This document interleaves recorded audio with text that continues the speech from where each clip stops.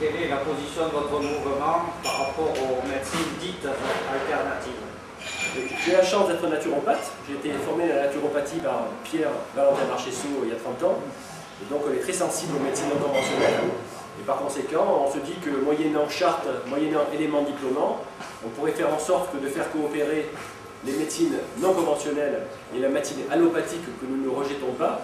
Mais nous regrettons fortement l'aspect sectaire des médecines allopathiques qui veulent tout à elles et qui sont simplement sur un schéma de résoudre les conséquences et non pas remonter aux causes, qui sont souvent en matière de tentatives de guérison, sur des tentatives de guérison locales, alors qu'il faudrait voir l'aspect holistique de la personne, sa façon de vivre, sa façon de manger, sa façon de travailler, sa façon de penser, etc. Et donc on est très sensible aux médecines non conventionnelles que sont l'ayurveda, l'homéopathie, le massage, la naturopathie évidemment, l'acupuncture, etc. Toutes ces médecines-là qui ont incontestablement des résultats, qui malheureusement, parce qu'elles ne sont pas reconnues, quelquefois ouvrent la porte à un certain charlatanisme qui va nuire à l'ensemble des médecines non conventionnelles.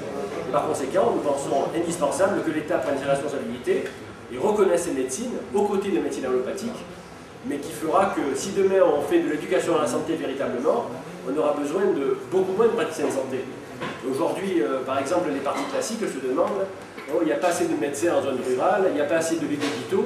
Et nous, on n'est pas sur ce schéma. Nous, on est sur un schéma de prévention, sur un schéma de responsabilité. Donc pour nous, la question, ce n'est pas de rajouter des lits d'hôpitaux, ce n'est pas de rajouter des médecins en zone rurale, c'est de sensibiliser les citoyens à leurs responsabilités en matière de santé.